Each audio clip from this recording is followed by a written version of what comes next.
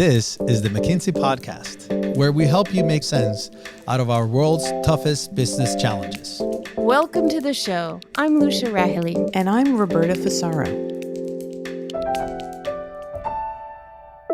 People typically look and say, who are my super consumers? And they spend a lot of time thinking about who's spending the most time on the platform. But that's actually not the best indicator of who spends the most or who's the most valuable.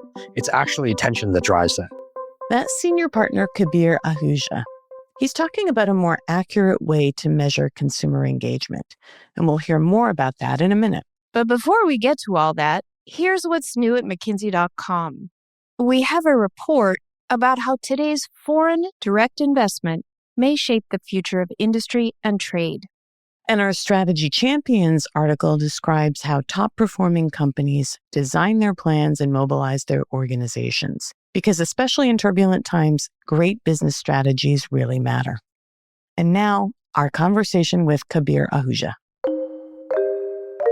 Kabir, thanks so much for joining us on the podcast today. Thank you for having me. So since the beginning of time, companies have been trying to get consumers' attention, right? Get them to do something or get them to buy something. How has that become more difficult nowadays? I'm thinking about it because I look at my kids. They're playing a video game. They're watching a television show on the big screen, and they're also texting with friends. So what's going on with consumer attention these days? Yeah, it's funny. I do the same thing when I think about attention. I think about my kids, but we're as bad as they are. Everyone has fragmented attention these days. So what's fascinating about what's happening with our attention is that more and more of it is going into media. The average person spends about 12 to 13 hours a day with media. Where does that come from? It's both longer periods of time, but also we're always on two devices. And what's really fascinating about our relationship with attention and media is that it jumped during the pandemic. So we got big growth, but it never came back down. At the same time as the time is going up, the amount of content out there is going up. And a lot of that's driven by user-generated content. So we have this really interesting dynamic of a lot more hours of attention, but even yet more content in the world to go find. What I could do with 12 to 13 hours a day. It's crazy to think about. So tell me this, Kabir, what's the implication here then for companies' ability to break through and attract consumers and then monetize this attention? The truth is reach is easier to find than ever, right? You actually can find people in digital channels. So in this world where second screen usage is an all-time high, 90% of Gen Z actually is a second screen user, and it's not that far behind for the rest of the demographic cuts. The real question isn't, can I find someone? It's how effective is my reach and am I using it the right way? Are there particular channels that are more effective in terms of breaking through? Are people living in one channel over another? Talk a little bit more about the differences between channels. There's differences between channels and there's differences inside channels. We just did a piece of research. We surveyed thousands of users all over the world on their attention behaviors. And social video is one that is popping, man. It is growing fast. And there's some really interesting dichotomies here. One is that not all social video is created equal. Whatever algorithm lives on TikTok and YouTube is much more effective than other channels. But social video, ironically, is one of the most isolated activities. 80% of social video consumers actually watch video alone. And that's another learning. There's a couple other interesting ones, like video games in general generate extremely high focus levels. And yet that focus maybe isn't monetized properly.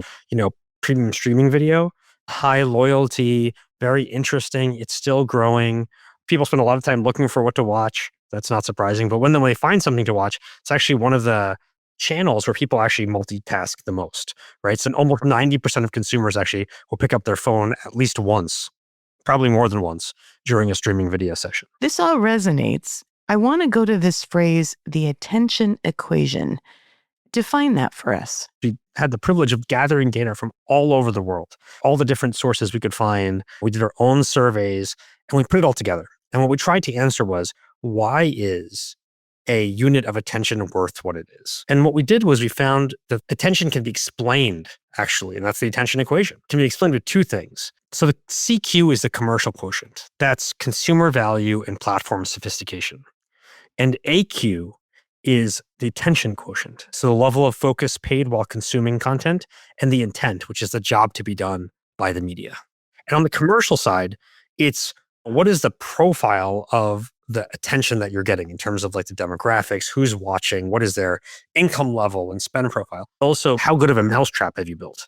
So think about it. Like if you have social video is a great mousetrap. You can click and you have an immediate buy moment. We've already got a payment method versus something like books, where on the commercial equations, once you've made the purchase, you're like deep in it. You're in a world, you're reading. It's a very high focus moment, but maybe not as good for commercialization. What we found was that 33% of the variance in why content is monetized the way it is not explained by the commercial factors. Instead, it's explained by the quality of attention. So tell me a little bit about how companies can deploy this equation to target a particular set of customers. The first thing is just to understand what is happening in each of these channels, right? Let's take it from a marketer point of view. You look at some version of how many people can I reach for what cost and what demographic profile do they have? So one of the things you might look at and say, well, where actually do I see mismatches between how I can monetize the commercial and attention quotients, right? One of the ways is there's places that we think are under monetized. And examples of that are streaming video and mobile gaming. What you might see is in streaming video, things like more targeted advertisement based on connected TV, based on advertising becoming a bigger part of the diet of streaming video platforms. And then how you might use that might change. Knowing that you have high attention, I could use it in a different way than I might otherwise use it as generic targeted media. Mobile gaming is interesting too. We think that's under monetized. Now, if you look at mobile gaming, if you look at the advertising that drives it, a lot of that is kind of remnant inventory or interstitials where you're going to play a game and all of a sudden the screen comes up and you're forced to watch it and you're waiting for that X to click. Then when you finally click the X, it's actually not a real X, it's a fake X, or the pixels misaligned so that you get an ad anyway. But with a high attention and a high engagement platform, why is the advertising such low quality? So I think those are two places where you might see a different approach by advertisers. Also, as the content itself evolves, you might see different ways you can integrate advertising. So we know that there are all these opportunities that are under monetized.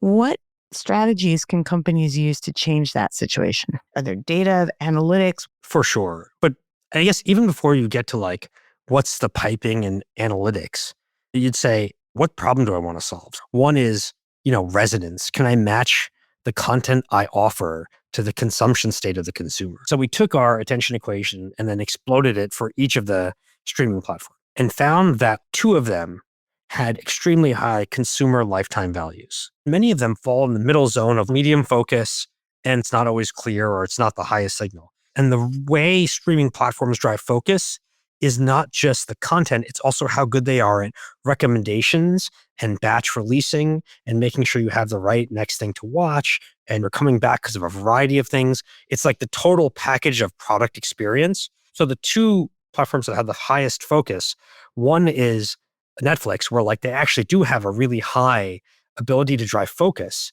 And the other was driven by job to be done, which is what you're delivering more than anything.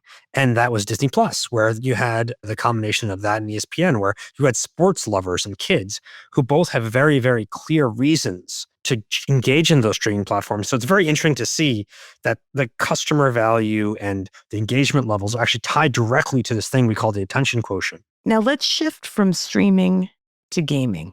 How does the attention quotient apply here? I talked to you about the mobile gaming dynamic, which is that it's a lot, it's growing, but it's not necessarily considered high value inventory. A lot of it's advertising other downloads. So mobile gaming has been kept away from upper funnel brand presence advertising, which I think is an under monetized opportunity. And like PC and console gaming, you have this dynamic around high focus, but also like longer play sessions. It's both a combination of single player, but also communal. A lot of that communal comes from live simultaneous online gaming. But the numbers didn't explain it because basically the attention quotient suggests it should be worth more than the commercial quotient, but the commercial quotient suggests it should be worth less than it actually generates. It's already being monetized really well. It's a high cost per hour medium fundamentally. You're going to spend $60 on a game, and then there's microtransactions, and there's other versions of how you get monetized. But it's not really an advertising monetized channel, PC and console gaming. And there's a bunch of reasons for that. One is fundamentally the medium doesn't really encourage it, right? We don't expect to be playing a console video game and then get interrupted for an ad. And in the game, there are now attempts to create native advertising inside games, but the inventory is getting built. And there's now enough inventory if somebody really wants to invest. But you need the brand willing to invest. You need to know what budget it's going to come from and how you're going to measure it. You need agencies who know how to use this. You need the developers who are willing to have games contain advertising. And then you need the gaming advertising to be intrinsic and native enough to the communication channel that gamers actually accept it. So there's quite a number of systemic hurdles, but all that leads to consumer paid at high dollar numbers. And yet we think it's under monetized from an attention point of view, even if it's too expensive today, if you just look at the commercial quotient. So that's a fascinating channel that I think we'll see a lot happen in the near future. How do you think about the use of Gen AI nowadays? So on one hand, I think AI is really going to enable this kind of explosion of content. On the other hand, I think AI is also going to reduce the cost of production, which hopefully top tier content, whatever you want to call it, across mediums has gotten incredibly expensive to produce. The broad base of consumers that will consume anything has gone up. The marketing costs of getting people to pay attention have gone up. The one thing that might go down over time is actual mechanics of production cost. And then also maybe efficiency of marketing that to the right people. So I think it might actually counterbalance some of the economics of professional content production. And hopefully that all is underpinned still by this real value of humans driving the AI with creative spirit. Actually, it's really funny. Just as an aside, I did my degree in artificial intelligence, which is now like 25 years old. So I actually have a piece of paper which says computer science focus in artificial intelligence. And when I did it, it was like complete theoretical math. It was the most painful thing because it was all just doing intense math. There was no real tooling. And my senior thesis was actually creating a camera that looks at poker table and recognizes cards. And today, I think you could probably tell any of these LLMs to build that for you, and it would be done in about 20 minutes. It took us 3 months.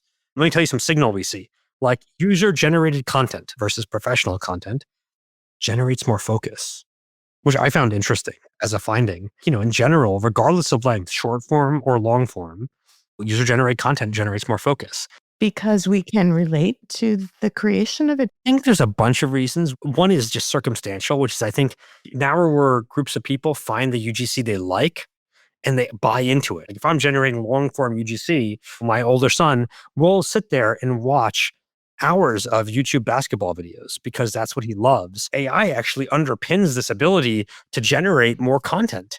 And so you might actually see more focus being generated by AI because AI can create things that are much more targeted in both short form and long form. When I was at a games developer conference, I was sitting in the hotel lobby talking to a bunch of really, really high-class developers who have moved their entire production studio outside of the traditional ecosystem into building on top of Fortnite and Roblox using lots of AI tools in order to create what they see as really compelling experiences. So it's definitely the same level of professional, but with very high targets in terms of the engagement levels and focus and love that their content will create. What's one strategy that you'd recommend, say for advertisers or for content creators? How can they pick the right battles and capitalize on consumer attention? For advertisers, I would look at this and say, can we match the message that we're trying to get across, tailor that across the portfolio, but actually have attention in mind? So I'll give you an example. If I'm trying to build a brand message or communicate something, how would I communicate that in a mobile gaming versus a live event versus a connected TV? Maybe there's one message that shows up in different ways, but recognizing that it's going to go on a certain channel with a certain audience. Do I understand how they're paying attention and what role it might play and how I might match what I'm trying to say for that audience? I think advertisers have a huge opportunity here. And then for content creators, there's a lot of decisions we make as content creators. Greenlighting, acquisition, recommendation strategy. How do I continue to create a increased amount of focus? Do I understand whether or not the focus of my consumers is going up or down? And based on what content and based on what experience? There's a bit more you could give to your content creators and your content delivery engine creators to give them insight into what to make. Super consumption doesn't equal super spending, but super attention does. people typically look and say, who are my super consumers? And they spend a lot of time thinking about who's spending the most time on the platform. But that's actually not the best indicator of who spends the most or who is the most valuable. It's actually attention that drives that. Thanks so much, Kabir, for taking time out and chatting with us today. I know we're probably second screened in the background, but happy to be part of your 12 to 13 hours of media consumption today. Thanks so much for listening to the McKinsey podcast. I'm Lucia Rahili. And I'm Roberta Fasaro. Find us on McKinsey.com. We'll have a transcript of this episode up shortly. And download the McKinsey Insights app, where you can find this podcast and other helpful content updated daily. If you enjoyed the show, we'd love for you to leave a rating and a review. We'll see you in 2 weeks.